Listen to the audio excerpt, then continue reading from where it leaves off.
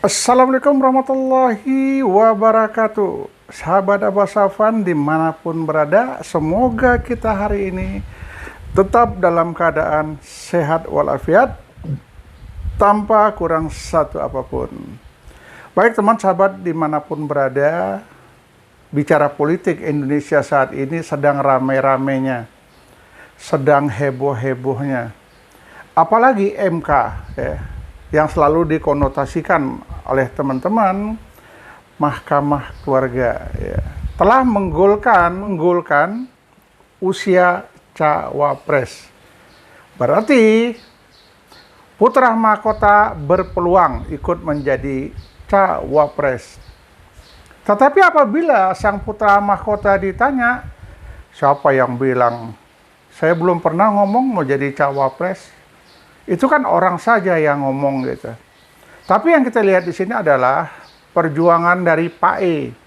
Pak E berjuang mati-matian bagaimana pada saat dia lengser putra mahkotanya bisa naik. Apakah rakyat mendukungnya?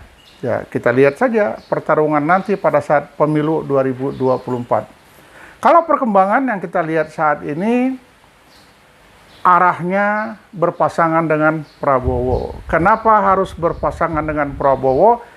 Jika putra mahkota berpasangan dengan Prabowo, sudah dipastikan yang akan jadi presiden nantinya adalah putra mahkota, bukan Prabowo. Loh, kenapa seperti itu? Sama-sama kita lihat, sama-sama kita ketahui, yang namanya Pak Prabowo ya, dia memiliki masalah kesehatan. Itu yang pertama. Kenapa? Pak Prabowo katanya sudah 2 kali stroke. Ya, ini tinggal menunggu waktu saja. Andai kata dipenuhi dengan kegiatan dan kesibukan, maka game is over. Maka putra mahkota akan menjadi Presiden Republik Indonesia. Itu masalah yang pertama. Kemudian yang berikutnya lagi, Pak Prabowo ini punya masalah lainnya. Food estate-nya gagal karena pelaksanaannya tidak berjalan sesuai yang diharapkan. Ini masalah. Pada saat food estate gagal, siapa yang kena tabok? Katanya ada yang kena cekek lagi. Ini kasus, namun belum dilaporkan. Seandainya nanti pasangan ini jadi, kemudian ada yang ribut di belakang, yang penuh dengan rekayasa, maka diributkan, Pak Prabowo dipermasalahkan. Food estate dan dipermasalahkan yang main gebrak-gebrak meja, tabok-tabok. Ada lagi yang bilang cekek-cekek atau tak tahulah kita. Itu kata orang ya, bukan kata saya. Saya hanya menyampaikan apa kata orang. Ini perlu kita pikirkan berkali-kali. Pantaskah negara Republik Indonesia yang besar, yang hebat ini nantinya dipimpin oleh sosok putra mahkota? Kalau ditanya A, selalu jawabnya B. Kemudian nggak jauh beda dengan sang Pak E, pelangak-pelongok. Cobalah kita pikirkan lagi, pantaskah seorang pemuda yang katanya dari wali kota Solo, walaupun dia itu dijadikan wali kota Solo, sebenarnya dulu calon wali kota Solo yang sudah digadang-gadang oleh PDIP, tidak jadi, dibatalkan karena meluluskan putra mahkota.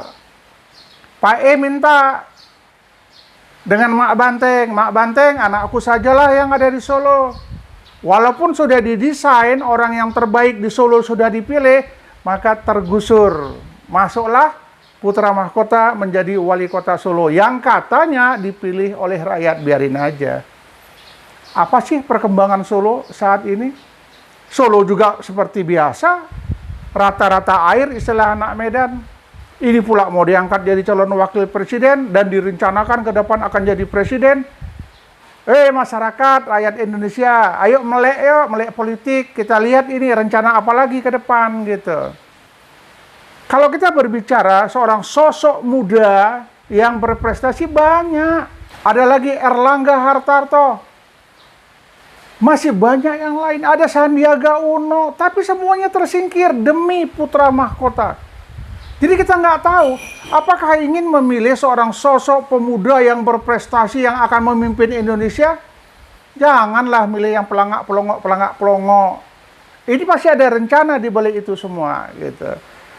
Jadi teman, sahabat dimanapun berada, cobalah kita berpikir jernih berkali-kali.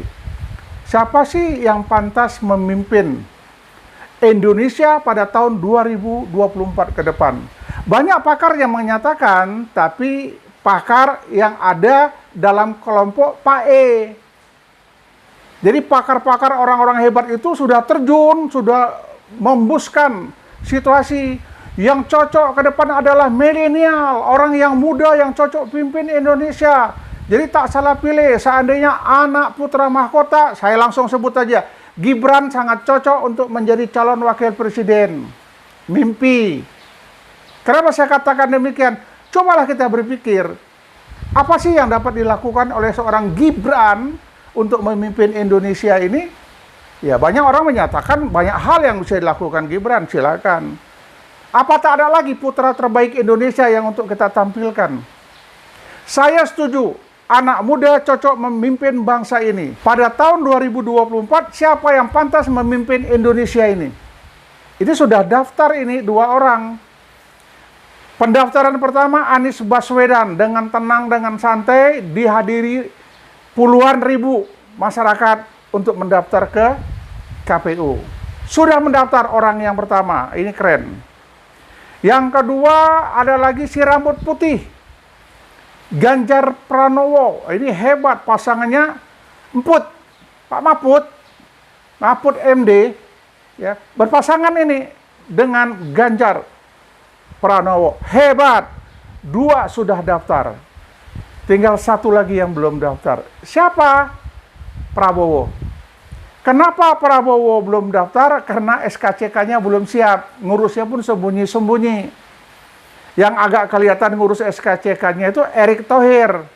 Erick Thohir sudah ngurus SKCK. Siap untuk menjadi wakilnya Pak Prabowo.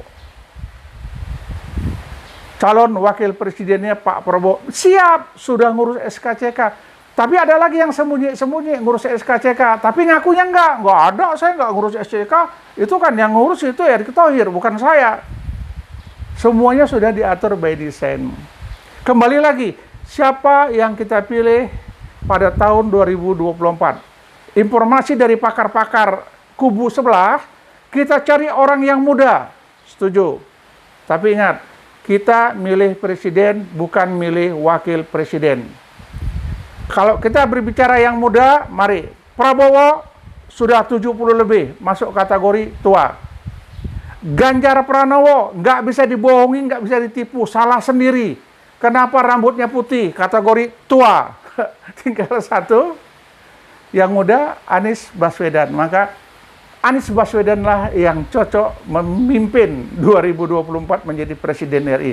Kenapa? Kelihatannya masih muda, rambutnya belum putih. Dan umurnya juga belum 70 tahun. Berarti kalau teman-teman setuju dengan pilih yang muda, tidak ada pilihan yang lain kecuali Anies Baswedan, sosok muda memimpin 2024. Ini mungkin yang dapat saya sampaikan. Ini cerita saya. Mau dipakai silakan, nggak dipakai kantongin aja. Assalamualaikum warahmatullahi wabarakatuh. Anies Baswedan, calon Presiden Republik Indonesia 2024.